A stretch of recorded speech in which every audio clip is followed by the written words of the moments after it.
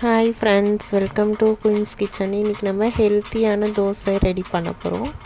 பச்சரிசி ஒரு டம்ளர் எடுத்துக்கணும். குட்டி டம்ளரில் தான் எடுத்திருக்கேன். புழுங்கல் அரிசி ஒரு டம்ளர் எடுத்துக்கலாம்.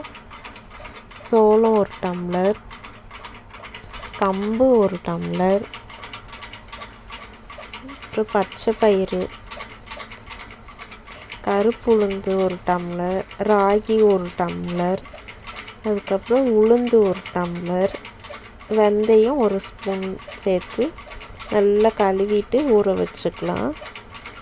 ஊற வச்சுட்டு நல்லா ஒரு 8 மணி நேரம் ஊறினதுக்கப்புறம் மிக்ஸி ஜாரில் போட்டு அரைச்சி எடுத்துக்கணும். இந்த மாதிரி நல்லா கொஞ்சம் திக்காக அரைச்சிக்கணும். நம்ம தோசை ஊற்றும் போது கொஞ்சமாக உப்பு போட்டு கலக்கி வச்சுட்டு ஒரு 10 நிமிஷம் கழித்து நம்ம ஊற்றிக்கலாம். தோசை சூப்பராக மொறுன்னு வரும். நல்லா இது ரொம்ப ஹெல்த்தி. பசங்க சுண்டலாக பண்ணி கொடுத்தா சாப்பிட மாட்டாங்க. இந்த மாதிரி நீங்கள் செஞ்சு பாருங்கள்.